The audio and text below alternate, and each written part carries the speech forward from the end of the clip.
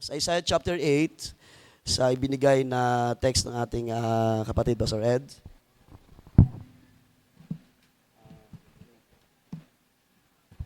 So, ating puntahan ang Isaiah chapter 8, and then isang talata lang muna, at mamaya ang ilang mga bagay pa. Sa verse 13, let the Lord, or the Lord of hosts, him you shall hallow, or honor. Him you shall honor. Let him be your fear, and let him be your dreads. Can you say amen sa mga salita ng Diyos? Lahat ay malaya na pong makakaupo at purihin ng Panginoon. Isang mainit na pagbati sa inyong lahat. Salamat sa biyaya ng Diyos sa pag-iingat sa amin papunta rito. Kaya sa hapong ito, nais ko lamang pong magbigay ng isang maliit na encouragement. Dalahin ko na ito ay makatulong sa ating lahat sa tema na ibinigay ng ating Pastor Edgar. At bigyan ko lamang ng pamagatang paksa na ito ang ating pag-uusapan na kinuha ko doon sa ating teksto. Okay, ating paksa, it's about honor God today and forever. Ating parangalan ng Diyos ngayon at sa magpakailanman. Kung hanggang kailan tayo manatili, ang Diyos na nakakalam, hanggang sa araw ng pag-agaw, ay ating bibigyan ng parangal ang mabuting Diyos. So parangalan ng Diyos ngayon at magpakailanman. Bigyan ko lang ng maliit na subtitle, who is the one whom you will give honor sa hapong ito. Sa verse na binasa natin, gusto kong puntahan ang ilang salin. Sa King James Version, sanctify the Lord of hosts himself, and let him be your fear, and let him be your dread. Sa NLT, kunin ko lang yung thought dito, sabi dyan, make the Lord of heaven's armies holy in your life. Make the Lord of heaven's armies holy in your life. He is the one you should fear. He is the one who should make you tremble. Kung mayroon mga bagay na ating dapat bigyan ng parangal, kung mayroon karapat-dapat sa parangal na ito, walang iba kundi ang Diyos na tumawag sa atin sa ating panahon. Napakadakila ng Diyos, even sa ating panahon na napakahigpit ng labanan sa spiritual world, ang trials, maraming lumuluha dyan, yung mga pagsubok, maraming umiiyak dyan mga kapatid, at marami ring sumusuko dahil hindi nila kinakaya ang maraming mga trials. Subalit sa hapong ito ay nawa, dalahin ko sa hapong ito na sa magitan ng mga salita ng Diyos ay higit pa natin mabigyan ng parangal. I'm sorry, gusto ko rin i-greet ang ating beloved brother, Brother Joshua, tama? Josiah, sorry. Brother Josiah, blessed Thanksgiving. Hindi ko alam kung paano ko ba ito i-mix ko na ng English-Tagalog siguro para kahit paano ay makaabot sa ating kapatid. So I will try my best, Brother Josiah, to speak English. Tulungan ako ng Panginoon. So help me God, sabi nga nila. Now, sa ating bangsa, na ating binasa doon sa ating text, mamaya babasahin pa natin ilang mga verses, no? But, naniwala ako mga kapatid, sa isang bagay na nakikita ko, there's a reason why, kung bakit ang Diyos, why God spoke to Isaiah like this, sa magitan ng ganitong mga salita. Na ang Diyos ang dapat siya mabigyan ng parangal, ang Diyos ang dapat siya mabigyan ng, ang honor kasi ay pagkaparangal o pagsamba sa Diyos, pagbibigay galang sa Diyos. There's a reason why, because sa mga panahon na ito, mga kapatid, ang spiritual condition ng Israel ay masabi ko na very complicated. Pag sinabi natin complicated, ito yung mga bagay na mahirap unawain, things that are difficult to understand. Sa panahon na nangyari ito sa bayan ng Israel, alam ko na hindi na bago sa inyo ang mga talata na ating binasa at ang book ng Isaiah ay marami na rin sa atin nakakaalam ng nangyari sa mga panahon na yan. So there is a reason why kung bakit ang Diyos ay nangusap ng ganitong bagay. Sa dami na nangyari within the Israel, dahil sa panahon na ito ay masabi ko na mas lumalim pa ang kasalanan ng bayan, mas naging mabigat pa ang kasalanan ng bayan. Lalo na kung ating mamaya mababasa kung paanong si King Ahaz, hindi po yung serpente, no? Ahaz. Si King Ahaz ay hindi na siya lumakad ng ayon sa kalooban ng Diyos, kundi siya ay gumawa ng mga bagay na hindi karapat-dapat sa harapan ng Diyos. Masabi ko naging isang komplikado o very complicated na mga bagay na nangyari sa bayan ng Israel to the point na sa panahon na ito, sa panahon na Isaiah na naisulat ang mga bagay na ito, hindi na alam ng bayan ng Israel kung kanino sila pupunta or kung kanino sila hihingi ng tulong, at sa panahon na yan, sa halip na sa Diyos sila lumapit, nagawa pa ni King Ahaz na lumapit sa hari ng Assyria para tumulong. Sabihin natin, para kumuha ng ayuda, ng tulong, dahil sa mga pangangailangan. So maraming mga detalye sa aklat ng Isaiah, pero hindi natin pupunta ng maraming mga bagay. Pero sa hapong ito, sino ba ang ating bibigyan ng parangal?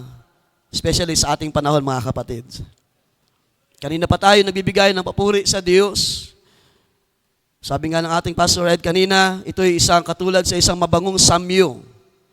Isang mabangong insenso, ang mga papuri at pasalamat na ating inihahandog. Kaya wala pong sayang sa mga paghahandog ng mga anak ng Diyos. Sa hapong ito ay kasama nyo kami na nagpapasalamat sa Diyos, kasama nyo kami na nagpaparangal sa Diyos, sa maraming ginawa ng Diyos sa nakalipas, na hindi lang yung isang taon nakalipas, kundi sa napakahaba na ng panahon, mga kapatid. At bago pa man natin mapuntahan ang taon na ito, ang panahon na ito, marami na tayo ay mga buhay na saksi na may Diyos na gumawa even sa ating mga unang magulang. Sa ating sa mga ginamit para sa atin sa mga panahon na nakalipas. Those people of God, those ministers, those brethren na ibinigay ng Diyos sa ministry, sa iglesia, those things, God used those things para tayo ay magkaroon ng isang buhay na pag-asa, a living hope na ang Diyos na gumawa kahapon is the same God na gumagawa pa rin sa ating panahon. Sino ang ating parangalan kundi ang Diyos na gumagawa mula pa noon sa ating mga ninuno? Dahil ang ating binasa na teksto, more or less, kulang-kulang 3,000 years ago na ang nakalipas. Sa panahon na ito, it's about 700 years before Christ. Hanggang sa ating panahon, ay napakahaba na. Yet, ang Diyos ng Israel ay Diyos pa rin natin na buhay na gumagawa sa ating panahon. Now, kung ating babalikan ang history, the people of God sa panahon na yan is in the brink of threat. Nasa bingit ng banta ng kaaway ang bayan ng Israel in general, because sa panahon na yan ay nahati ang Israel, ang Judah at ang Israel, which is sa panahon na ito ay identified as Samaria. About 735 or 734 BC, the kings of Syria ng Damascus at ang Israel, which is ang Samaria, they asked Judah's king, o si King Ahaz, to ally with them against Assyria. So yan ay makikita natin sa history o sa scripture. So when Ahaz refused para makipag-ally doon sa kings of Syria, sa Damascus at sa Samaria, the two kings attacked Judah. Ang dalawang hari na to ay lumusob doon sa Judah at gumawa ng isang dakila ng pag-slaughter sa bayan ng Israel. We can read it in Chronicles chapter 28. Inyo na lamang sigurong reviewin. Chronicles 28 verse 5 to 8. Then they besieged Jerusalem. These two kings quickly overran much of Judah at walang nagawa ang hari na si Ahaz sa mga panahon na yan. They all terrified ang Judah at ang bayan ng Israel, ang mga Hudyo sa panahon na yan ay natakot sa salakay ng mga haring ito. And we can read it in Isaiah chapter 7. Atras tayo sandali. 7 verse. And it was told to the house of David, saying, Syria's forces are deployed in Ephraim. So his heart and the heart of his people were moved as the trees of the woods are moved with the wind. Inilalarawan yung katulad sa tawag niyan, pagtama ng isang malakas na hangin doon sa mga puno na nauga na yanig, ay ganoon nangyari sa Judah, sa Israel in general, and also sa Jerusalem. Ang mga tao ay masyadong natakot, maaaring yun ang kanilang wakas sa mga panahon na yan, pero huwag natin kalimutan, ang Diyos ay mayroong tipan sa kanilang mga magulang kay Abraham, sa iyo ay dadaloy ang pagpapala at ang mga bansa ay pagpapalain dahil sa iyo. Sa binhi, sa iyo lalabas ang pagpapala at ang mga bansa ay pagpapalain dahil sa iyo. Kaya hindi maaring matapos ang gawa ng Diyos sa kabila ng maraming threat ng mga kaaway sa panahon na yan. At sa 2 Kings chapter 16 verse 7, 8, itong si Ahaz ay nagpasimula siya na humingi ng tulong sa hari ng Assyria. We can read it, sabi diyan, so Ahaz sent messengers to Tiglath-Pileser, king of Assyria, saying, I am your servant and your son. Come up and save me from the hand of the king of Aram and from the hand of the king of Israel, who are rising up against me. And Ahaz took the silver and gold that was found in the house of the Lord and in the treasuries of the king's house, and sent a gift to the king of Assyria. Ganon din ang account, makikita natin sa 2 Chronicle chapter 28 verse 5 to 25. Subalit sa panahon na ito, mga kapatid, na si Ahaz ay humihingi ng tulong sa hari ng Assyria, mababasa natin dyan na hindi sila tinulungan ng hari. At makikita natin, mga kapatid, na very disappointing sa part ni Ahaz because he is expecting na dinala niya mga bagay na mahalaga mula doon sa bahay ng Panginoon, yung mga silver and gold, mga bagay na pwede niyang ihandog sa hari, yet hindi siya nakasumpong ng lingap.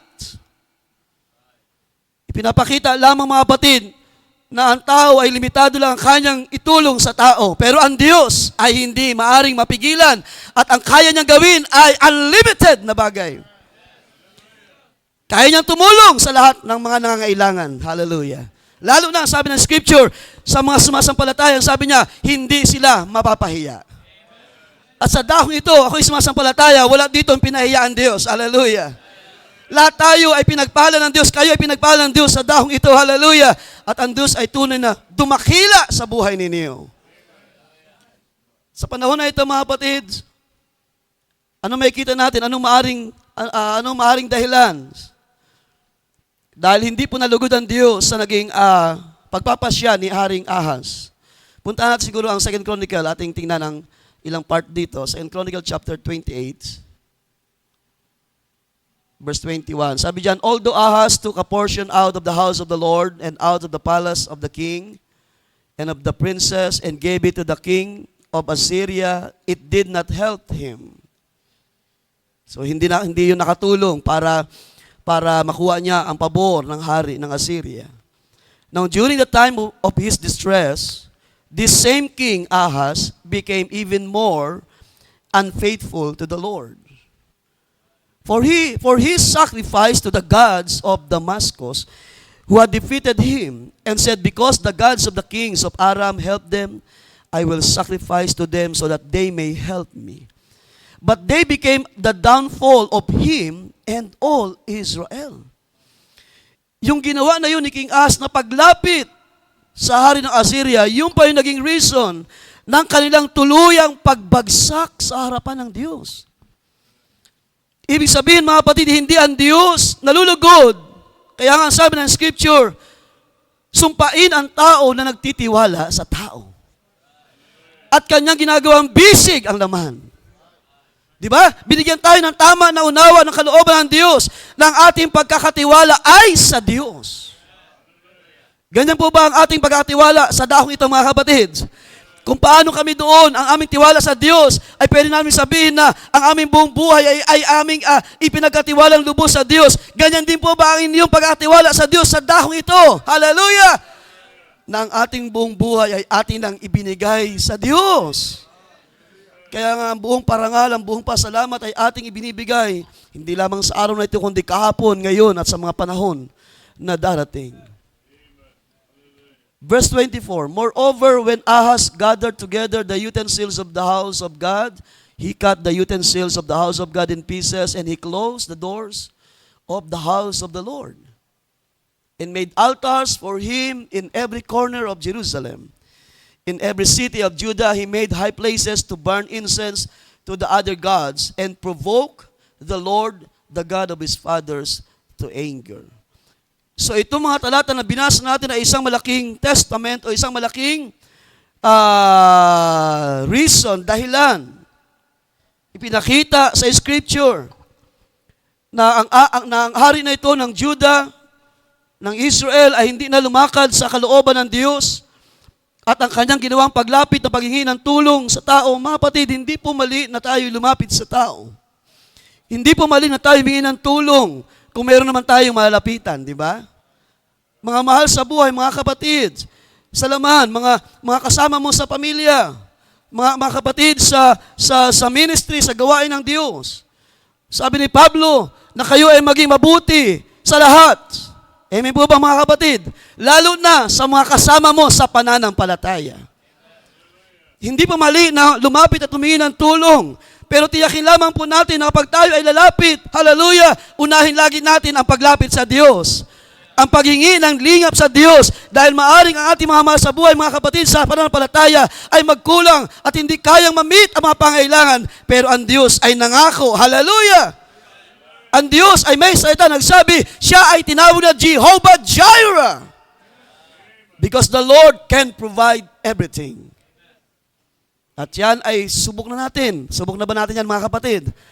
Sa amin doon sa Bulian, subok na namin ang kabutihan ng Diyos. At ako'y sumasampalataya, subok na ang Diyos sa dako nito.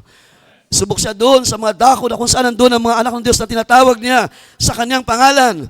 At nagbibigay puri at parangal sa Diyos na yan na mabuti. Yan ang ating itinataas sa hapong ito mga kapatid. So these words, itong mga talata na binasa natin, ay nagpapakita na hindi na naging maayos. Kaya nga sabi ko kanina, na dumating sa point na it is very complicated sa panahon ni Isaiah, ang kalagayan ng Israel. So there are things na it is difficult to understand those things na nangyari. Of course, we believe na ang Diyos ang nagpapahintulot. Sino mag-i-amen mga kapatid? Huwag po natin kalimutan na lahat po ng bagay nangyari sa buhay natin, ang Diyos ang nagpapahintulot. Ating balikan ang buhay ni Job. Hindi ba? Sabi ng Scripture, walang naging katulad ni Job. At totoo yun, na hindi biro ang naging karanasan ng taong ito ng lingkod ng Diyos na si Job. At maaring ang mga karanasan natin ay hindi pwedeng itapat o ipantay sa karanasan niya. Yet ang Diyos ay Diyos pa rin na Diyos ni Job at Diyos natin sa ating panahon. Kung ang Diyos ay may nagawa na daan, paraan para si Job ay manatili sa panampalataya, bagamat siya ay maaring, may mga panahon siya ay nagkulang din ng pagtawag sa Diyos, maaring siya ay nanghina din, meron din siya mga kainaan sa laman. Yet ang Diyos ay nangako, ang Diyos ay matuwid na Diyos, na ang Diyos ng kaaway, ang diablo ay lumapit sa kanya at ipinaalam ang buhay na ito ng likod niya na si Job. Anong tugon ng Diyos? Sabi niya, sige galawin mo ang lahat ng bagay na meron siya, huwag lang ang kanyang buhay. Ibig sabihin po, ang Diyos ang siyang may hawak ng ating buhay. At kung ang Diyos ang may hawak ng buhay mo, ang Diyos ay may magagawa para sa iyo. Ano man ang mga bagay na pinahintulot ng Diyos, ang Diyos ay may magagawa sa kaniyang mga pinahintulot na mga bagay sa bawat isa. And that's why sa panahon na ito, maaaring hindi mainam, hindi mabuting bagay ang nangyari sa bayan ng Israel, in particular ng Judah. And it was during this national crisis that Isaiah's second son was born, as prophesied, na ito ay magiging isang sign sa Israel, lalo na kay Ahaz, King Ahaz at sa Judah.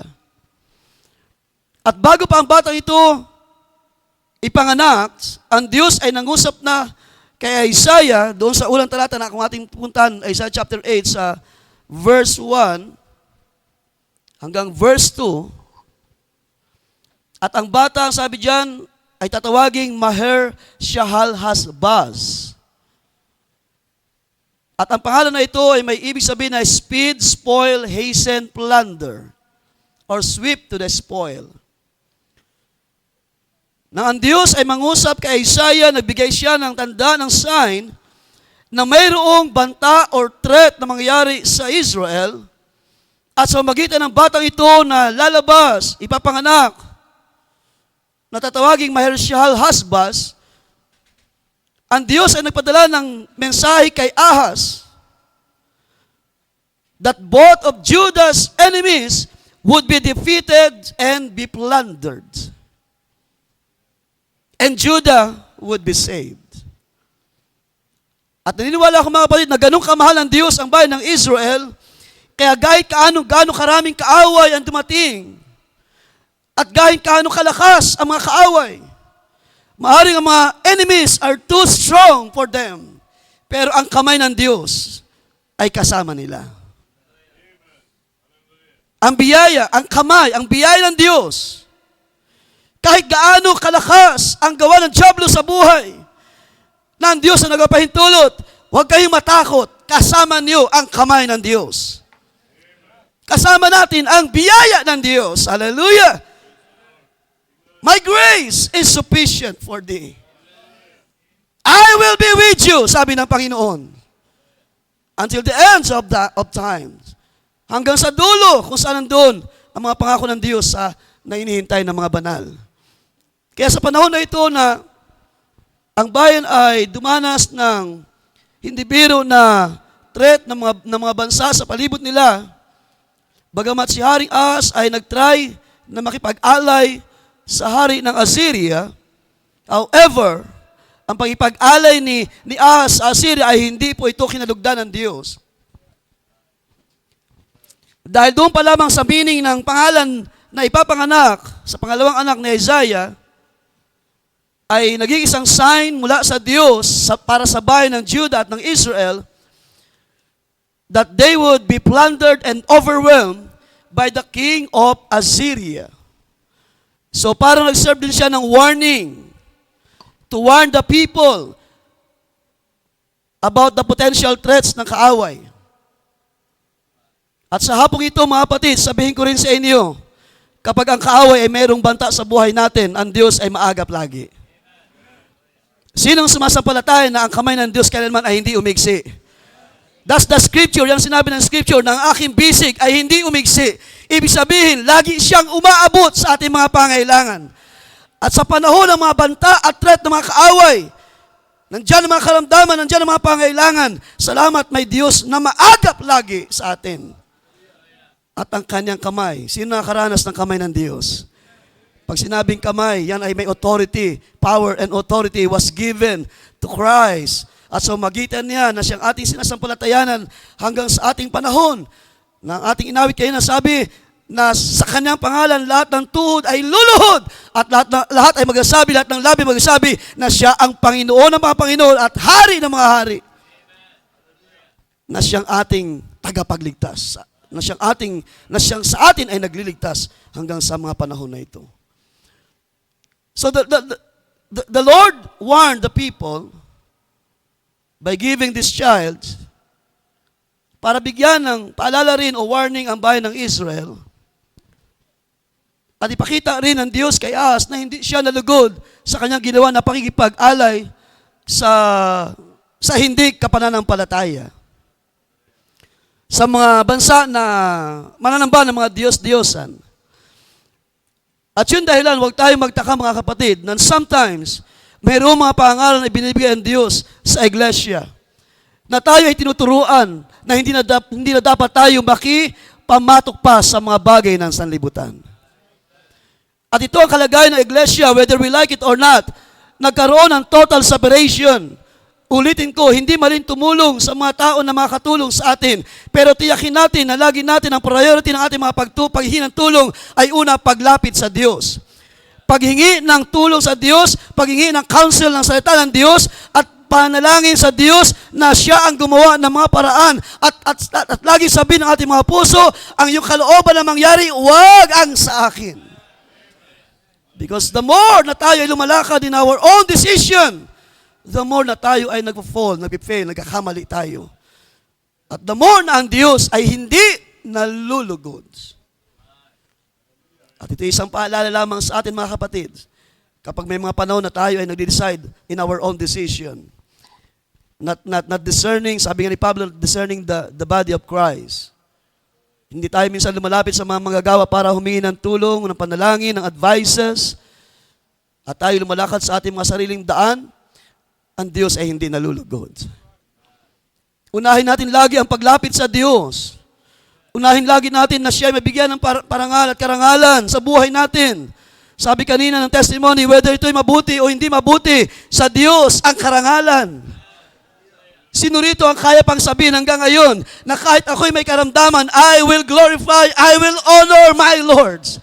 Kahit ako'y nakaranas sa mga kagipitan, I will give honor to my Lord. Kahit may mga threat na karamdaman at mga pangailangan, I will give honor to my Lord. And it's the very purpose, ang layunin ng ating pagsama-sama sa hapong ito. Ang Diyos ay mabigyan ng parangal. Ating palapakan ng Panginoon, mga kapatids. Purihin ng Panginoon.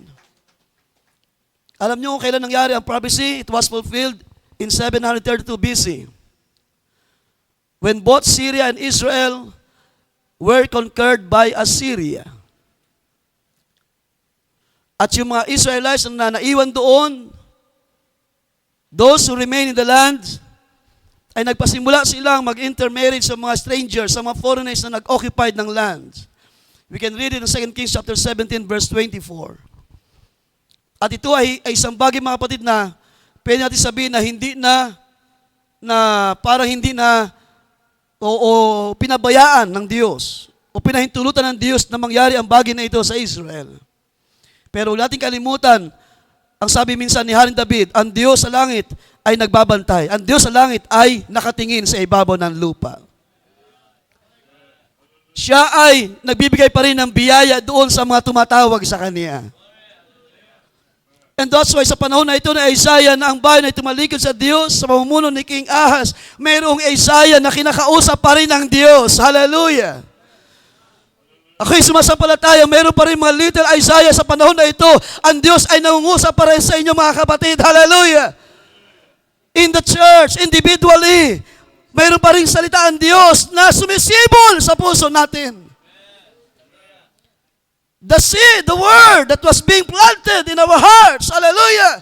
Ang sabi ng ating inawit kanina, your word be born in our hearts. Hallelujah! Anong puso ito? Puso na mapagpasalamat at mapagbigay parangal sa Diyos.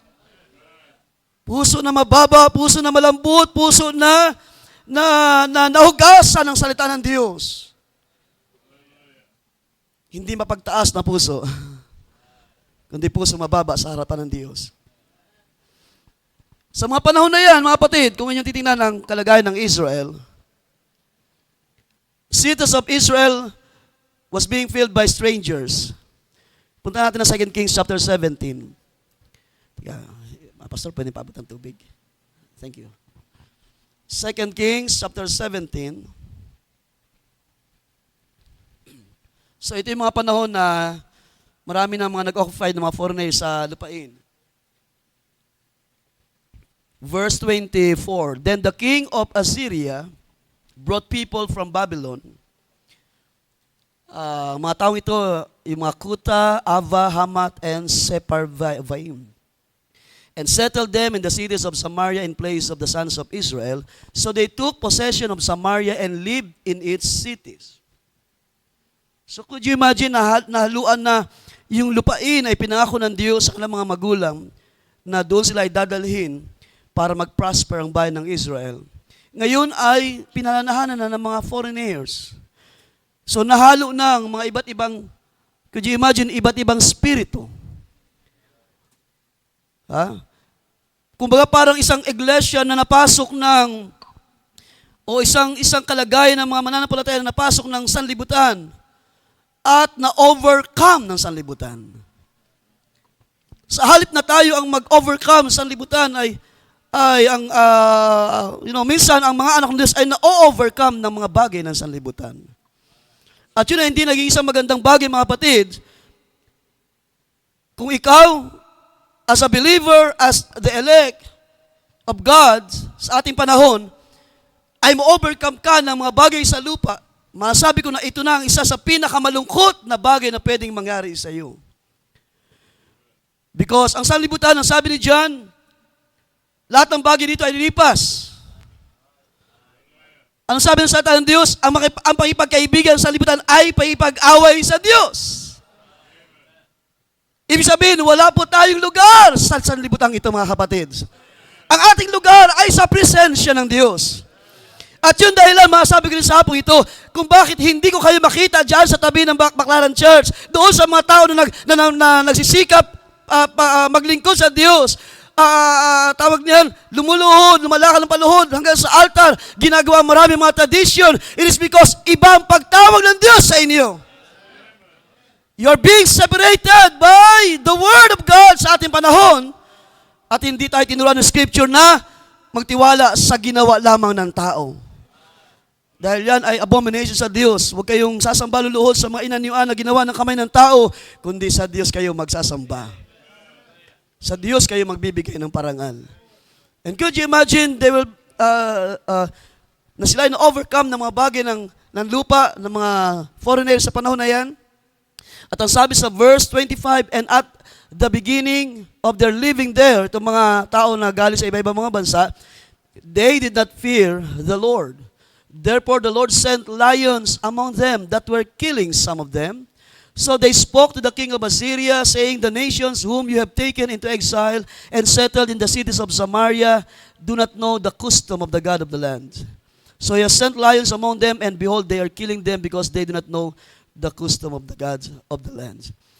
So dito makikita niyo na kahit man ang mga bansa, kahit man ang maraming mga bansa, ang Diyos ay naghahanap ng karangalan sa mga tao. Huwag natin kalimutan, ang Diyos ang lumikha ng lahat ng bagay. Sino mag-i-amen, mga kapatid? God created the heavens and the earth and all the things that are therein. At ang sabi pa ni David na lahat ng may hininga, they should praise the Lord. Everything that hath breath, di ba?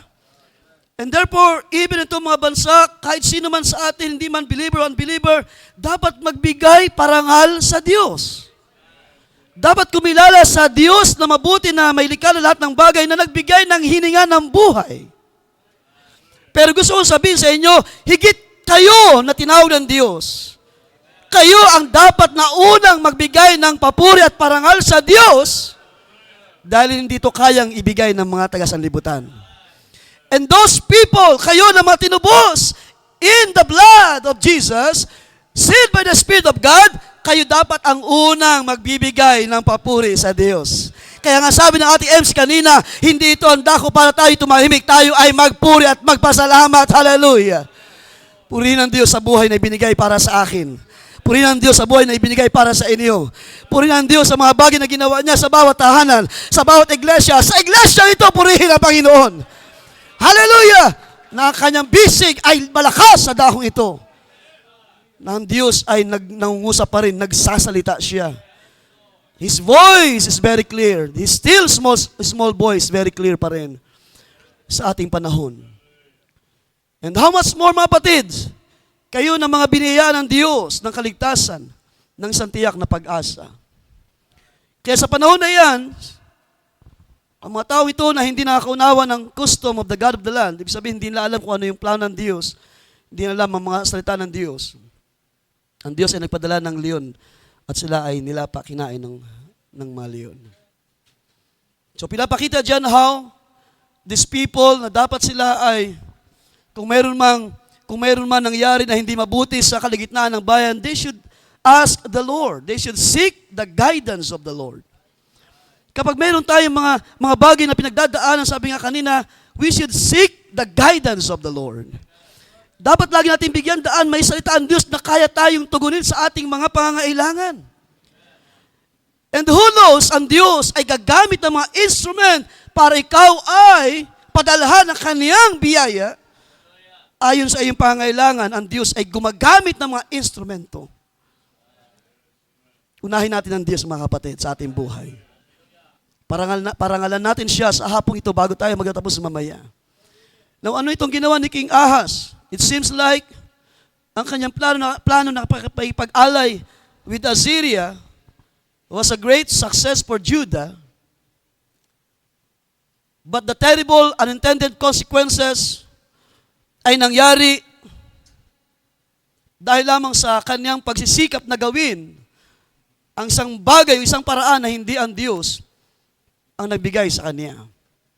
As Isaiah had promised, kung ating babasahin yung verse 17, ating balikan yan, Isaiah chapter 7. Kung babasahin natin sa verse 17, tingnan nyo mga kapatid ang nangyari dahil hindi ang Diyos nalugod sa decision na ginawa ni Haring Ahaz. The Lord will bring the king of Assyria upon you, and your people and your father's house. Days that have not come since the day that Ephraim departed from Judah. So kahit paanong gawin ni Ahaz tawag niyan, to have an ally with the Assyrian, ang Diyos mismo ay nagsalita na the Lord will bring the king of Assyria upon you. And it shall come to pass in that day, verse 18, that the Lord will whistle for the fly that is in the farthest part of the rivers of Egypt, and for the bee that is in the land of Assyria. They will come, and all of them will rest in the desolate valleys and in the clefts of the rocks, and all the thorns and in all pastures. So ibig sabihin, mapapasok, makakonquer ng Assyria ang Israel. In the same day, the Lord will shave with a hired razor, with those from beyond the river, with the king of Assyria, the head and the hair of the legs, and will also remove the beard. So parang talagang tawag niyan, aahitan sa term pa na ginamit. Babalatan ng Israel sa gagawin na pag-conquer ng mga kaaway. It shall be in that day that a man will keep alive a young cow and 2 sheep, so it shall be from the abundance of milk they give that he will eat curds. For curds and honey everyone will eat who is left in the land. It shall happen in that day that wherever there could be 1,000 vines worth 1,000 shekels of silver, it will be for briers and thorns. So nagkaroon na ngayon ng pagbabaliktad na nangyari. Yung dating maayos, maganda, nakalagayan ng lupain, ay tutubuan na ng mga, briers and thorns. Magiging isang dawagi na lugar. But it will become a range for oxen and a place for sheep. O verse 25, and to any hill which could be dug with a hole, you will not go there for fear of briers and thorns. But it will become a range for oxen and a place for sheep to roam. So hindi na magiging maayos ang kalagayan ng lupain sa panahon na yan because na-conquer na o papasukin na or aariin na ng Assyria ang bayan ng Israel. At ito yung panahon na ang Diyos ay nangusap kay Isaiah sa pagbibigay ng kanyang pangalawang anak doon sa binasa sa chapter 8 na ang pangalan is Maher-shalal-Hash-baz, na may Diyos pa rin na gumagawa sa bayan ng Israel at sa magitan na ni Isaiah ay mabigyan ng warning ang lupain. Subalit hindi ganoon ang nangyari mga kapatid because ang Diyos ay hindi po nalugod sa ginawa ng Haring Ahaz. Ang sabi sa ating binasa, the Lord will bring Assyria upon you. At magiging useless ang pag-alay ni Ahaz sa Assyria dahil meron ng plano ang Diyos, hallelujah, na hindi kayang pigilin ng sino mang hari, mangyayari, ang sabi ng Scripture, that the counsel of God shall stand. At alam natin kung bakit nangyayari ang lahat ng mga bagay na ito. Huwag natin kalimutan, ang Diyos pa rin ang may kontrol ng lahat ng bagay. Kahit gaano kahirap ang buhay na ito, may Diyos pa rin. Do you believe, church? Kahit gaano kahirap ang sitwasyon ng ministry, ng kalagayan ng sino man, ng bawat mananampalataya, huwag natin kalimutan, the Lord of hosts is there watching for us.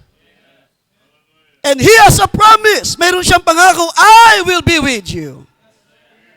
Ang sabi mo ng Diyos minsan sa bayan ng Israel, if you will keep my commandments, if you will stay, if you will walk in my statutes, in my words, sabi niya, I will bring rains.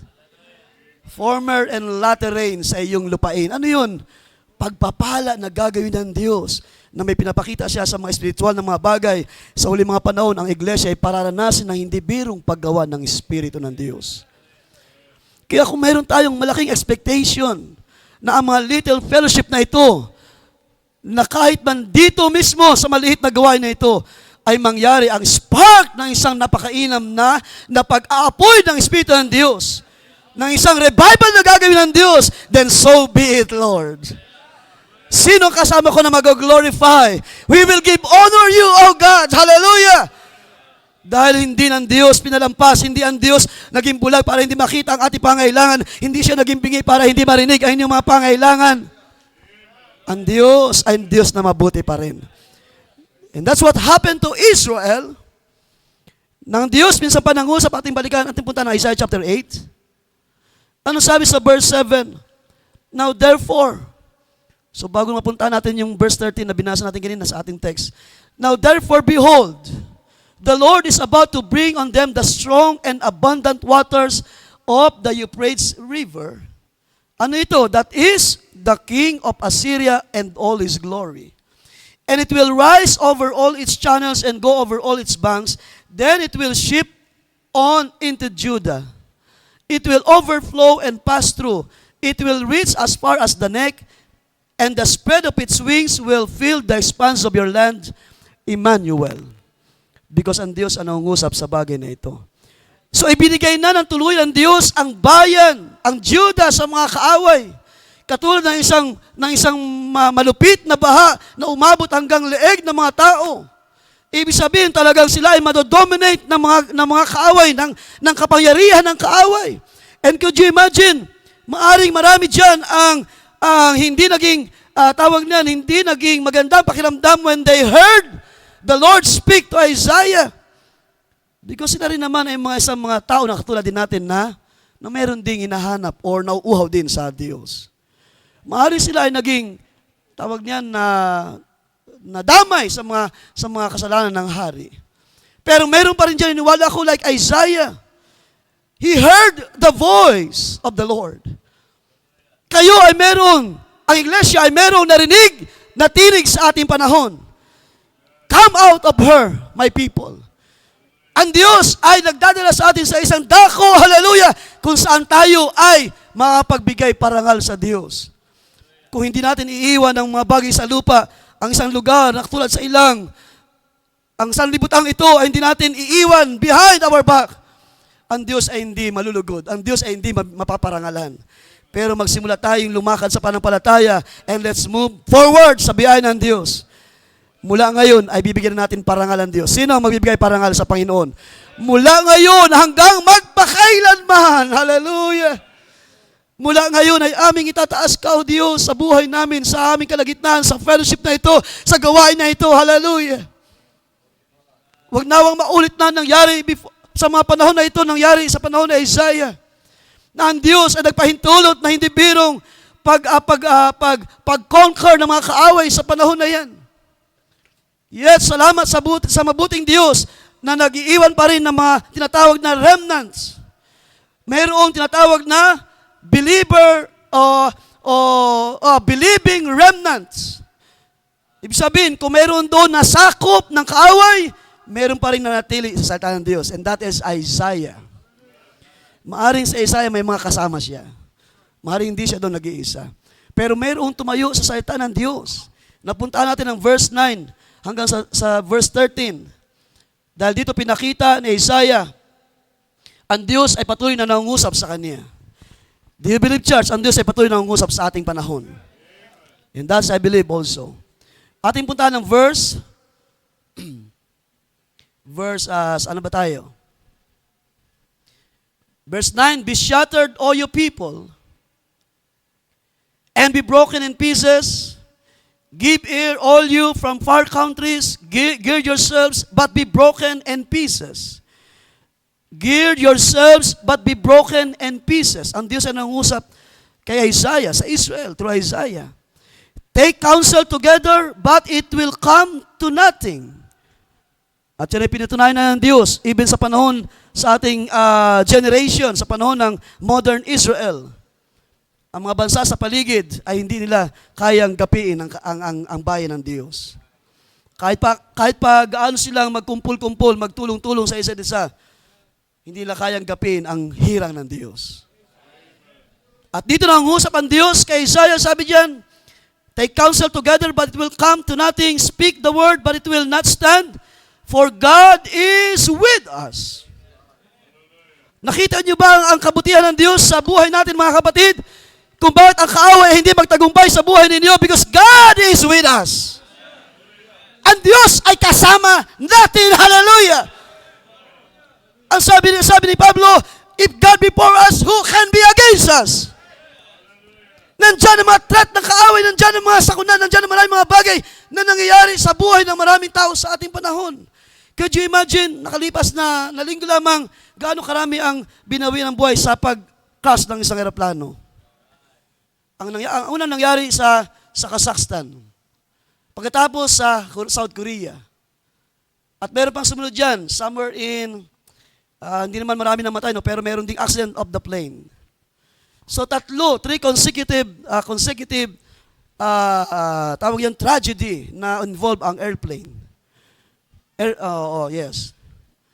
Kaya sabi ko, Panginoon, papunta kami ng Cebu sa February. Punta kami ng Mindanao, sa Kabadbaran sa May. Pero I know, lahat ng bagay nasa kamay ng Diyos. You see? And who knows, those people, itong mga taong ito, hindi natin kilala ang mga taong ito. And who knows, ang mga taong ito, yung mga tao na walang alam sa mga kalooban ng Diyos. Ang buhay ay nasayang sa ganung kalagayan lamang, pero iniwala ako na may Diyos na nag-iingat ng buhay ninyo. Because the Lord, sabi diyan, ang Diyos ay kasama natin. Sabi diyan, God is with us. Andiyan ba kayo, mga kapatid? Hallelujah. Tuloy natin. Sabi diyan,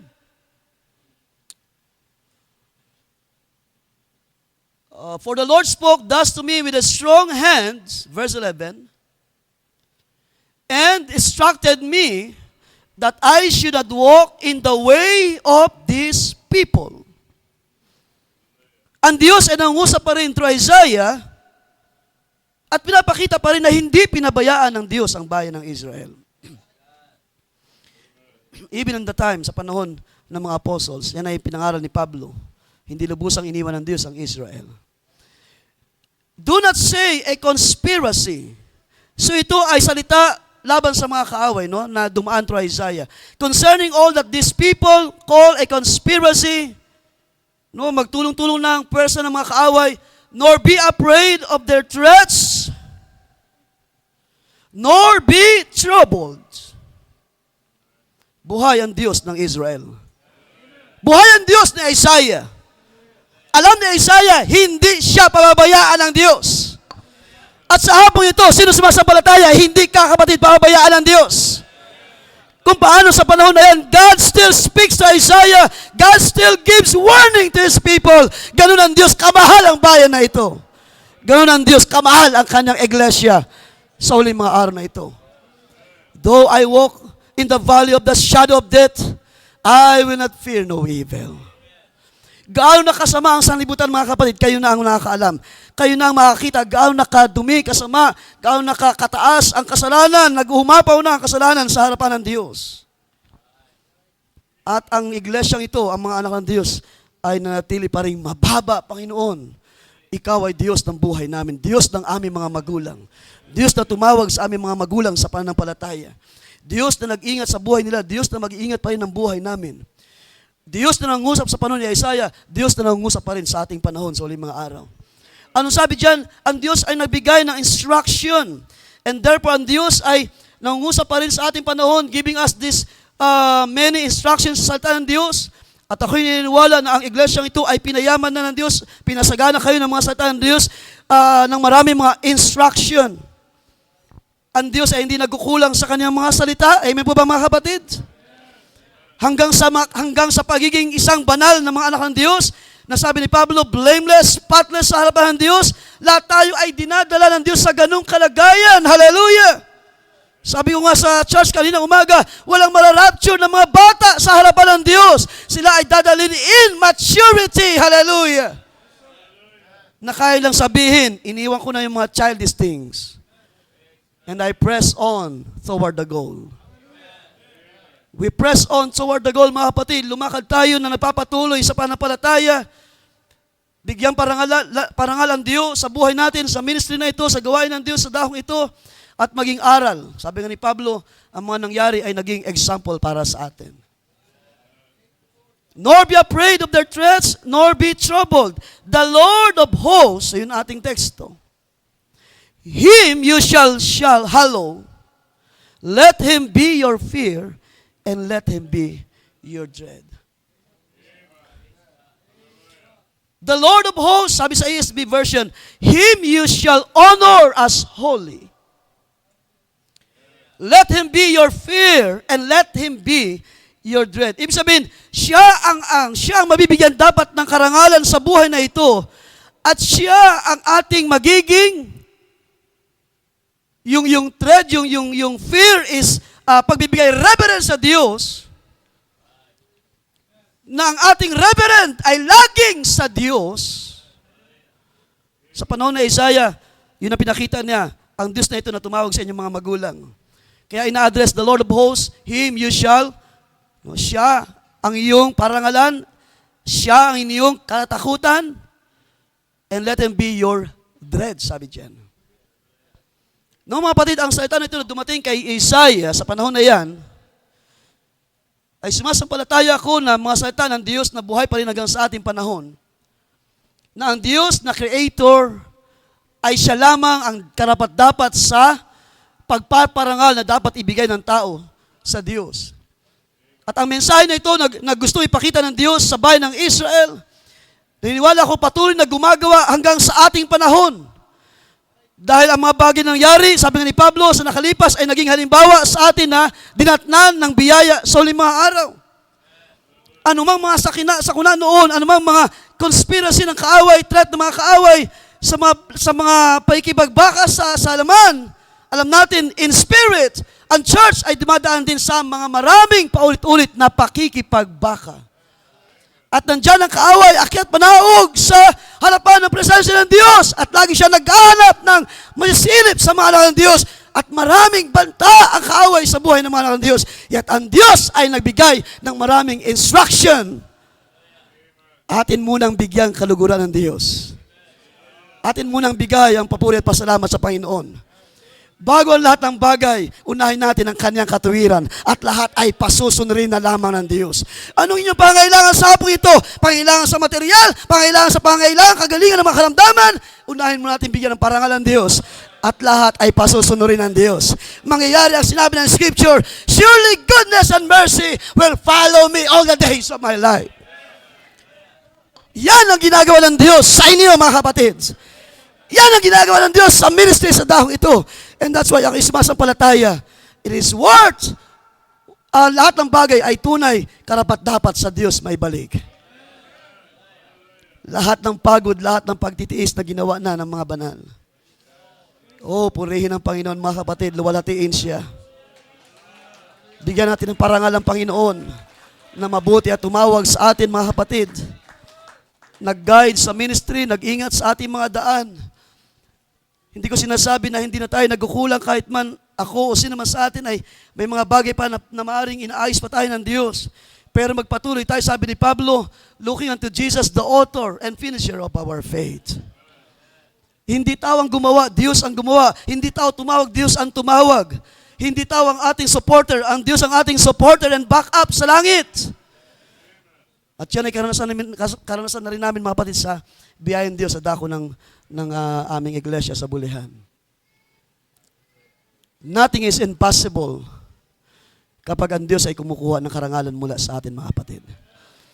Romans chapter 8, very familiar, sabi dyan, and we know that God, hallelujah, nabasa natin kanina, I will bring Assyria to you. Parang gusto ng Diyos pahirapan ng Israel, pero alam natin, ang Diyos ay gusto lamang magturo sa atin. Kapag tayo pinaraan ng Diyos sa mga apoy, ng mga karamdaman, ng mga pangailangan, ng mga trials, gusto lang tayong turuan ng Diyos. Baka nakalimutan na natin magbigay parangal sa Diyos. Baka nakalimutan mo na magpuri at magpasalamat sa Diyos sa mga araw na dumating sa iyo. God causes all things to work together for good. To those who love God, to those who are called according to His purpose. Kaya tingnan niyo, sino ang kumuha ng instruction sa Isaiah? And only Isaiah, of course, kung meron man siya mga kasama doon, and only Isaiah received the instruction na huwag kang lalakad kasama ang mga bansang ito. Ibig sabihin, huwag kang lalakad ng ayon sa gawa ng sanlibutan. Only Isaiah and only the church today na mayroong tamang instruction mula sa Diyos. Mga kapatid, hindi na tayo dapat lumakad ng ayon sa gawa ng sanlibutan. Ang sabi ng Scripture, tayo ay mga nilinis na ng dugo ng Panginoong Kristo Jesus. Ang sabi ni Pablo, mga bagay atin ang tinatalikuran dapat at atin ang tinutungo ang mga bagong bagay na gagawin pa ng Diyos sa hinaharap. Psalms 33, verse 10, 11. Because pinapakita ng mga binasa natin mga talata sa Isaiah, sa 2 Kings, sa 2 Chronicles, no matter how powerful and terrifying your enemies ng pagsalubong o pagsakop sa buhay mo, ang sabi ng Scripture, huwag kang matakot. Ang sabi ng Scripture, ang Diyos ay nasa atin. Psalms 33, verse 10, the Lord. Sama-sama nating basahin mga kapatid, napakasarap nito. The Lord nullifies the plan of nations. He prostrates the plans of peoples. The plan of the Lord stands forever, the plans of His heart from generation to generation. Kaya ngayong karanasan ni Isaiah ay hindi lang doon na-revealed ang kadakilaan ng Diyos na siya'y dapat parangalan. Hindi huminto sa panahon ni Isaiah.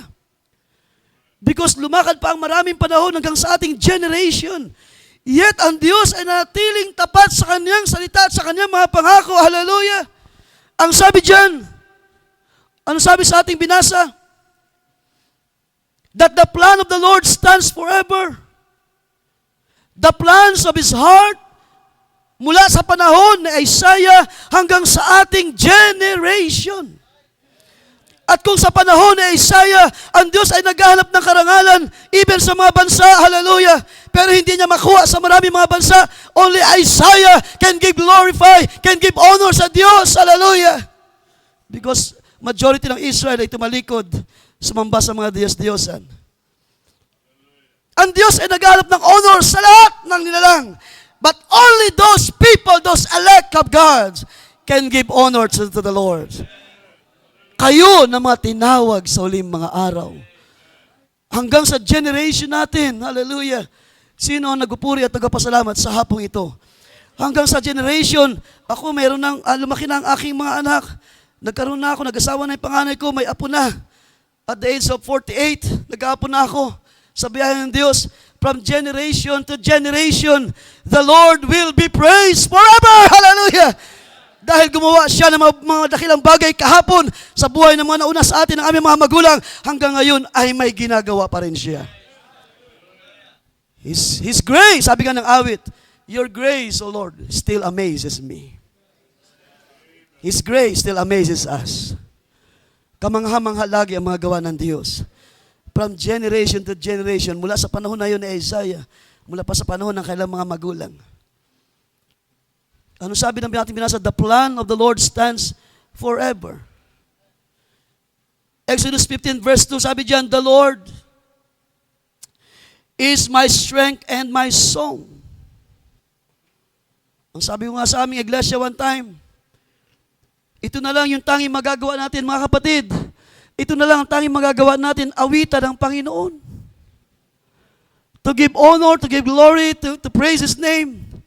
Sabi ko nga, hindi natin kayang ibalik lahat ng bagay na mga ginawa ng Diyos sa buhay natin at sa iglesia, sa ministry. We can only sing unto the Lord. Could you imagine, sino rito mga pinagpala ng biyaya ng Diyos sa ating panahon? Nasaan yung mga pinagaling ng mga karamdaman dito? Yung mga dumaan ng mga kagipitan, pero kayo ay inahon ng Diyos, ng biyaya ng Diyos. Hallelujah.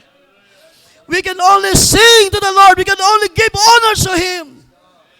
The Lord is my strength and my song, and He has become my salvation. This is my God, and I will praise Him, my Father's God, and I will exalt Him.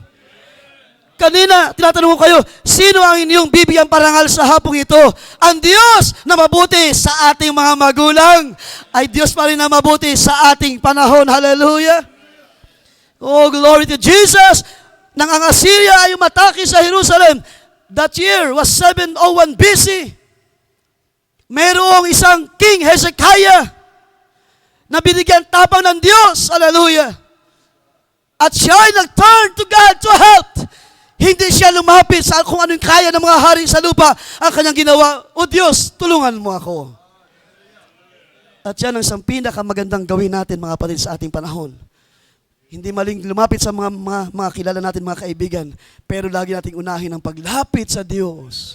Ang pagbigay ng parangal sa Diyos. Dahil sa kanyang kalakasan, sabi diyan, the Lord, siya ang nagiging kalakasan natin, siya ang biyaya, siya ang lahat-lahat sa atin. And another thing, huwag tayong ma-surprise. Do not be surprised at the instruments of God uses to execute His will. And that happens to the Assyrian. At yan ay nangyari din sa panahon ni Joseph. Genesis chapter 50 verse 20. Familiar sa atin ang mga talata nang sabihin ni Joseph sa kanyang mga kapatid, because sa dami na ginawa ng kanyang mga kapatid na hindi mabuti sa kanyang buhay, anong sabi ng declaration ng biyaya ng Diyos sa buhay ni Joseph? As for you, you meant evil against me, but God meant it for good, in order to bring about this present result, to keep many people alive. So yung ginawa pala ng Diyos na pagbibigay ng warn, ng pagtuturo sa Israel para ma-save pa those who believe, those who follow Jehovah, those who follow the God of their fathers. Para patunayan na ang Diyos, kung ikaw ay sumasampalataya sa Diyos, hindi ka ipapahiya ng Diyos. Kahit gaano karaming naranasan ni Joseph sa kanyang personal life, nakita niya ang mabuting gawa ng Diyos. Di ba? Naalala ko tuloy yung mensahe ni Pastor Jonathan Las sa ating joint fellowship, na ang Diyos ay meron siyang kapangyarihan, authority, para gawin lahat ng mga bagay. And even Pharaoh, siya ay binangon ng Diyos for the purpose. Hindi para itaas si Pharaoh at kilalanin, kundi para mabigyang parangal ang Diyos ng Israel. So ginamit siya as instrument for the very purpose. Pero sa umaga, sa hapong ito, ang bawat isa ay magpasalamat at magbigay parangal sa Diyos. Dahil sabi ni Pablo, tayo ay ginawang vessel of honor. Kung noon, hindi mo kayang magbigay papuri at parangal sa Diyos dahil ikaw nasa buhay pa ng makasalanan, hindi mo pa alam ang kalooban ng Diyos, pero ngayon na ikaw ay tinawag ng kanyang salita, hallelujah, at ikaw ay nabautismo sa kanyang pangalan, at ikaw ay nasaluhan ng kanyang Espiritu, give God glory and honor. Because today, you are a vessel of honor. Ikaw, tayong lahat, kayo, tayong lahat, ang ministry na ito yung magbibigay karangalan sa Diyos. Ang mga tao sa paligid, nagsisikap sila na bigyan parangal ng Diyos. Katulad ng atin nakikita sa sanlibutan ngayon. Panahon na naman ng tinatawag nila na Black Nazarene. Ang mga tao ay nadaya ng napakarami mga tradition. Not knowing, sabi ni Pablo, these are the God, ang sabi doon, these are only the form of godliness. Those people who's trying to give glory and honor sa Diyos by walking through knees. I don't know if Brother Josiah knows this sa mga, to those, tawag niyan, member ng mga Catholic. One of our church member, her name is Sister Mirna, she has a testimony, Brother Josiah. The same story na sinasabi ko. She experienced those days na naranasan niya, he walked by knees from the door ng, itong Baclaran Church, hindi ako nagkamali, or Quiapo Church. Sa pintuan, from the door of the church, let's say itong Baclaran Church, from the door to the altar, naranasan niya, she experienced to walk by knees, knowing that the Lord is being honored. But when she heard the message, nakita niya, anong sabi ng awit? Once I was blind, now I can clearly see. Now I can give glory and honor to God. Na hindi ko na I'm not staying, no? Na ako ay iniahon na ng Diyos. That I was being lifted up sa kalagayan in that condition of na sumasamba sa Diyos na hindi mo alam ang iyong sinasamba na Diyos. At yun ay maaaring karanasan din ng lahat o ng sino man sa atin. But now, sa hapong ito, I believe, binigyan tayo ng biyaya ng Diyos to know na pinangyari ng Diyos lahat ng bagay sa kanyang kaluwalhatian. Anong sabi ni Joseph, balikan ko lang, in order to bring about this present result. So kung ano man yung naging mabuting plano ng Diyos sa panahon na iyon, ay ganun din nangyari sa panahon ni Isaiah. To keep many people alive. At kung sa ating panahon ay nakaranas tayo ng mga discouragement, huwag nating kalimutan, pinangyari ng Diyos lahat ng bagay to keep us alive. No, yun ang aming team sa aming church anniversary last week. To keep these people, to keep this ministry alive. Kaya huwag tayong ma-discourage sa mga trials, sa mga bagay na pinapahintulot ng Diyos. Just move on. Lagi maging bukang bibig natin ang give glory and honor sa Diyos. Lumakad sa pananampalataya, pagtatapat sa mga salita ng Diyos. At makinig sa maraming mga instruction. Like Isaiah, ang sabi niya, the Lord instructed me not to walk before these nations. Para ang Diyos ay maging hollow, maging banal sa kalagitnaan ng buhay niya. And that's true, mga kapatid. Punta natin sa litong sandali ang 2 Chronicles. Basahin natin itong chapter 36, verse 15.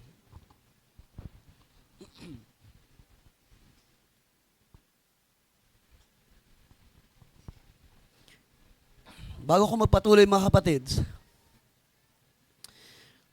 kanina, after ng service namin, may oras pa ba? Kang oras pa tayo? Oh, alas 5 na. Sorry, konti na lang siguro. Pag after ng tapos na aming gawain, after the service, naramdaman ko na hindi maayos. Dahil isa sa aking weakness ng aking katawan is yung aking, tawag niyan, rhinitis. Na once na ito ay umatake, hatching dito, runny nose. At pag yan umatake, mga kapatid, umuwi ako sa bahay agad-agad at nagpapahinga. Yun lang ang aking best way para ma-resolve yung aking dinadanas. Kaya kanina sabi ko, Panginoon, pupunta pa kami sa gawain. Anong aking gagawin? Sabi ko, Panginoon, harap ako sa mga anak mo doon sa iglesia ng Baclaran. Sabi ko, para nakakaya naman, Panginoon, na may rarinos ako tumutulo aking sipon at ako ay mangangaral at hatsing ako ng hatsing sa harapan nila. But mula ngayon ay hindi ko nararamdaman ang allergy. Kanina, hindi ko alam, magpapaalam na ako kay Pastor Ed. Baka hindi ko kaya, baka magapas na lang ako. Hindi ko alam kung anong mangyari pagharap ko sa inyo. Pero habang tayo in worship, sabi ko, Panginoon, ikaw ay aking pasalamatan sa lahat ng bagay. Kapag pala tayo natuto magparangal sa Diyos, ang Diyos ay laging may paraan. Can you say amen to that, mga kapatid? Ang Diyos ay laging may paraan. Hallelujah. Nang ang bayan ay nasa brink ng threats, hallelujah, mayroon pa rin Diyos sa langit na mabuti.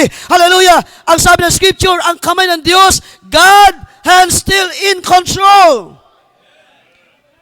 Sa chapter 9 na Isaiah, punta natin sandali, mga kapatid, magtatapos tayo. Sa kabila na nangyari na pinahintulot ng Diyos sa bayan, sabi diyan verse 17, chapter 9 na Isaiah, therefore the Lord will have no joy in their young men, nor have mercy on their fatherless and widows, for everyone is a hypocrite and an evildoer, and every mouth speak folly.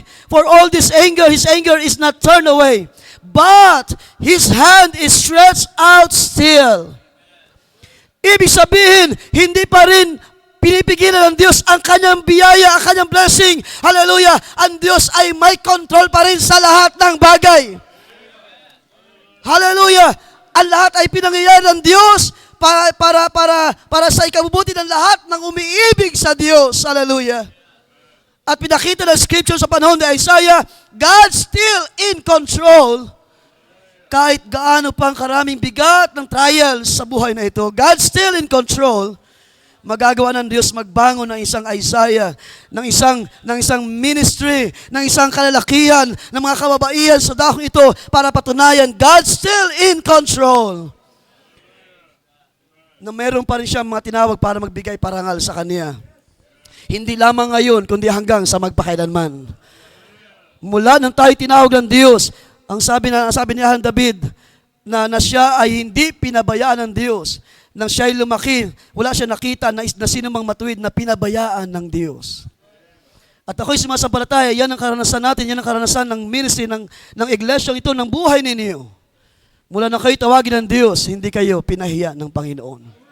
Because sabi dito, ating puntahan sa 2 Chronicles 36 verse 15, yet the Lord, the God of their fathers, sent word to them again and again by His messengers. Hindi ang Diyos nagpabaya. Kahit walang sumampalataya, kaya sabi ni Pablo, kahit may ilan na hindi sumampalataya, hindi mababago ang pagtatapat ng Diyos. At yun dahilan, kung hindi man talaga mabigyan, o hindi man natin talaga maakay pa ang ilan ng marami, o hindi pa sumampalataya iba na ating inaakay sa Diyos, hindi ang Diyos magkukulang ng pagtatapat sa Kaniyang salita. Because ang sabi diyan, the Lord sent word to them again and again by His messenger because He had compassion on His people and on His dwelling place. Alam niyo ba na mahal ng Diyos ang bayan ng Israel? Kung pag-uusapan ng mga magulang, sila ang pinakaiibig ng Diyos. Pero before the world was formed, sabi ni Pablo, meron na ang Diyos nakita. Nakita ako, nakita kaniya, nakita ang bawat isa. Hindi lang pala ang bayan ng Israel ang tatawagin ng Diyos na kaniyang sariling kaniya. Kundi ang sabi ng Scripture, may bayan na hindi ko bayan, pero ngayon tatawagin kong aking bayan. Kaya ang sabi ni Pablo, sabi ni Peter, you are a peculiar people of this world. Hallelujah, kayo ay ibinukod ng Diyos sa huling mga araw. Kung ang mga tao ngayon sa ating panahon ay hindi na, sabi ko nga sa aking naipangaral one time sa church, masyado nang na-pervert ang Scripture sa ating panahon. I don't know kung kayo ay aware or updated sa mga nangyari within the Christianity, sa mga denominations. Because pinahintulutan na ang LGBT community sa ating panahon. Nakakita ako one time ng video na mayroon nakatayo sa likod ng pulpito na kanyang ayos ay katulad ng hindi ko ma-explain na itsura. Na di kolorete, rainbow ang kulay ng buhok, hikaw, nandiyan ang maraming mga bagay na hindi sa Diyos, yet speaking the word. Pero sabi ng Scripture, they are perverted. Sila ay nag-pervert ng katotohanan sa uling mga araw. Salamat, mayroong Diyos na nagturo sa ating panahon. Sino nagpasalamat sa hapong ito? Salamat, mayroong voice, mayroong tinig, may mensahe na nagsabi, come out of her. Labas tayo sa mga panahon na ito, sa mga taong ito, sa mga denomination na ito. At yun ang ginawa ng Diyos sa ating panahon. Hallelujah. So because kaya ng Diyos gumawa ng instrument upang ang Diyos ay maluwalhati, so magagawa niya in both believer and unbeliever. Kaya ang tanong ko sa inyo kanina, sino ang ating bibigyan ng parangal sa ating panahon? Sino ngayon ang inyong pararangalan? As for me, ang Diyos ng aking mga magulang. Ang Diyos na ito na nahayag sa laman sa pamamagitan ng Panginoong Kristo Jesus. Ang Diyos na ito na umaring ganap sa buhay ng bawat isa. Ang Diyos na umibig sa atin, ang Diyos na nag-ingat ng buhay natin sa uling mga araw. Sa Kanya natin ibibigay ang buong karangalan, ang buong kaluwalhatian. No, bago ako magtapos, anong pinapakita ng honor sa Diyos? What does it mean to honor God? To honor God means to show. Hindi lang ito basta pagsamba, pag-awit.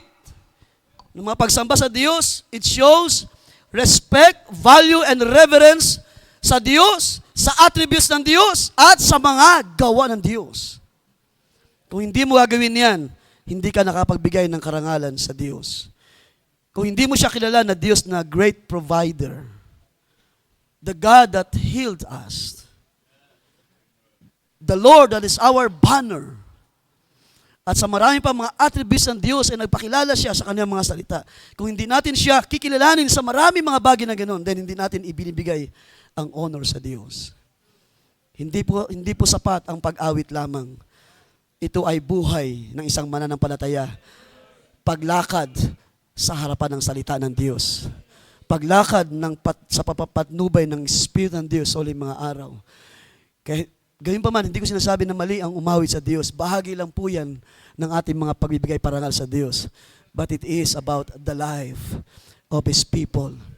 Ang iglesyang ito, nang sabi ng Scripture, binili ng kaniyang banal na dugo. Ang iglesyang ito nang sabihin ng Panginoon, it is finished, lahat ng kaniyang nasa kaisipan ay kaniyang nakita at kaniyang pinagpala na ng lubos. Kaniyang iningatan, ang sabi ng Scripture, preserve until this day, until the ends of the day. Hanggang sa ating mga panahon ay iniingatan ng salita ng Diyos. Mga kapatid, sa panahon ng Isaiah, there's no way to escape the threat of the enemies. Kung ang Diyos ay hindi gagawa, hindi nila kayang lagpasan ang kaaway. Pero may tinig na nagsabi, hallelujah, give honor to God. Sa Kanya kayo matatakot, sa Kanya kayo magbibigay galang, parangal. Kaya ang Diyos na mabigyan ng papuri, ating palapakan ng Diyos sa hapong ito, mga kapatid. Sa Diyos natin ibigay ang lahat ng kalwalhatian. Gusto bang basahin sa huling bahagi, Isaiah 26 chapter 3? For the last, mga kapatid, bigyan pa akong konting minuto na lamang. Isaiah 26 verse 3, the steadfast of mind you will keep in perfect peace because He trusts in you. Sino rito ang may tiwala sa Diyos sa hapong ito?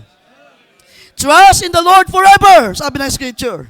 Kaya ang ating pagpaparangal today and forevermore, hallelujah. We will give glory, honor today hanggang sa magpakailanman, hanggang sa araw ng kanyang pagparito, mga kapatids. For in God the Lord, sabi diyan, we have an everlasting rock. Sa Tagalog, magsitiwala kayo sa Panginoon magpakailanman sapagkat nasa Panginoong Jehovah ang walang hanggang bato. Kaya tama ang sinabi ng Satan Diyos kay Isaiah, make the Lord of heaven's armies holy in your life. He is the one you should be feared. He is the one who should make you tremble. Kung meron man sa hapong ito na tayo ay binibigyan ng parangal, it is Him. It's the Lord who called us sa uling mga araw. Inanya akong bagsa na tumayo at tayo may bigay papuri sa Diyos, mga kapatid. Inyong pagdamutan ang mga bagay na ito na ipaglingkod ng inyong malit na kapatid. Ako'y sumasampalataya, hindi masasayang ang panahon na ating nilagi sa dahong ito. Sa araw na ito ng Thanksgiving, ang Diyos ay napakabuti sa ministry, sa bawat isa, sa inyong lahat, mula sa inyong lingkod, mula sa hanggang sa mga kasama sa gawain, hanggang sa bawat bahagi ng ministeryong ito. The Lord bless the church, the Lord bless the ministry. And may God give all the glory and honor. Panginoon Diyos, kami ay nagpapasalamat sa iyong mga salita. Salamat sa iyong mga kabutihan sa iyong iglesia. Salamat sa mga pagtuturo, salamat sa pag-akay sa uling mga araw, O Diyos. Panginoon, katulad ni Isaiah, wala siya magagawa sa kaniyang sarili, O Diyos. Maliban na ikaw, Panginoon, ay gumawa ng mga dakilang bagay. Maliban na ang Diyos ng kanilang mga magulang ay mangusap. At ang sabi ng iyong mga salita, you sent your word again and again. Hallelujah. Dahil mahal mo sila, O Diyos. Because you show compassion for your people. At hindi lang sila, Panginoon, hindi lang ang iyong chosen nation ng bayan na ito, Diyos, na tinawag sa iyong pangalan, ang nakaranas ng iyong kadakilaan. Maging man kami, O Diyos, sa mga araw na dinatnan ng iyong salita, ang iyong tinig ay patuloy na nangungusap, O Diyos, giving us instruction in these last days, Lord God, na kami ay magpatuloy, whatever it takes, anumang threat ng kaaway na gumawa sa buhay ng bawat isa. Ang Diyos ay kasama namin. Hallelujah. Ang Diyos, ang kanyang kalwalhatian, kung paanong sa panahon na yun, He's like a pillar of clouds by day and a pillar of fire by night. Hallelujah. Sa huli mga araw, siya ay nasaan yung Espiritu Santo. Hallelujah. Guiding His people. Hallelujah. Binabantayan ang bawat galaw ng iyong iglesia. At ikaw, O Diyos, hallelujah, patuloy na malaya na kumikilos sa bawat buhay ng iyong mga banal. And by your word, sa pamamagitan ng iyong mga buhay na salita, O Diyos, kami ay nakakapagpatuloy sa huling mga araw na ito. We thank you, Lord God, for those instructions, for your care sa iyong iglesia, sa iyong pagmamalasakit sa amin, Panginoon. Katulad ng sabi ko kanina, O Diyos, hindi namin maibabalik ang lahat sa iyo. We can only give all the praise. We can only sing to you, O God. We can only give honor sa iyo. At lumakad, Panginoon, sa iyong mga salita. Higit dyan, Panginoon, ay hindi namin magagawang maraming mga bagay. Pero salamat, binigyan mo kami ng isang pag-asa sa uling mga araw. Ang sabi na iyong salita, kung kayo ay mayroong pag-asa nito, kayo ay naglilinis ng inyong mga sarili. Salamat, Panginoon, na patuloy ka na ungusap sa iglesyang ito, sa ministry na sa dahong ito, O Diyos, at patuloy ka nag-aayos ng mga buhay, patuloy ka naglalagay ng kaayusan, ng kapayapaan sa puso ng bawat isa. There's so much threat ng kaaway sa uling mga araw. There's so much threat ng mga adversaries, ng mga evil spirits sa uling mga araw. Lord, salamat, nandiyan ka para i-guide kami sa uling mga araw. Nandiyan ang iyong salita ng truth, ng katotohanan, na nagpapalaya sa amin sa maraming mga bagay, O Diyos. Guiding your people, guiding your ministry sa uling mga araw na ito. Lord, we give all the praise and honor to you. Ang aming papuri pa salamat, ang aming thanksgiving ay sa iyo namin ibinabalik, O Diyos, sa hapong ito. Salamat sa mga karamdaman na iyong pinagaling, Panginoon. Salamat sa mga lakad na iyong iniligtas sa tiyak na sa bingit ng kamatayan, ng kapahamakan, Lord. Hindi namin kayang ma-express ang kagalakan na ito, O Diyos. Hallelujah.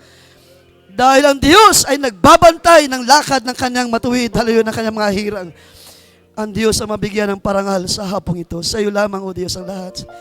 Bless the ministry, bless our beloved brother, Pastor Edgar, his family, lahat ng mga katuwang sa ministry, Lord, kalakihan, kababaihan, Lord, sa iyo namin lahat, ipinagkatiwala ang buhay na ito. Ang buhay namin na Diyos ay sa iyo lamang sa hapong ito. Kumuha ka ng karangalan, kumuha ka ng kapurihan, kumuha ka, O Diyos, hallelujah, ng kaluwalhatian. Marami rin kami naging pagkukulang, Panginoon, hinihingi namin ng tawad sa iyo. Maaring na-overlook din namin ang maraming mga bagay. Nanghina din kami for a while, Lord. Pero your grace is sufficient, Father God. Your love, your word, by your Spirit, is sufficient para kami ay patibayin, patatagin sa aming pananampalataya. Kahit sa panahon na kami hinang-hina na, O Diyos, salamat, your hand. Hallelujah, the hand of the Lord still in control. The hand of the Lord still stretched out. Hallelujah. Ang iyong kamay, ang unat na bisig ng Diyos, ay gumagawa pa rin sa uling mga araw. Purihin ka, O Diyos. Salamat sa hapong ito. Bayaang sa iyo namin lahat, may balik ang lahat ng kaluwalhatian, kapurihan at pasasalamat.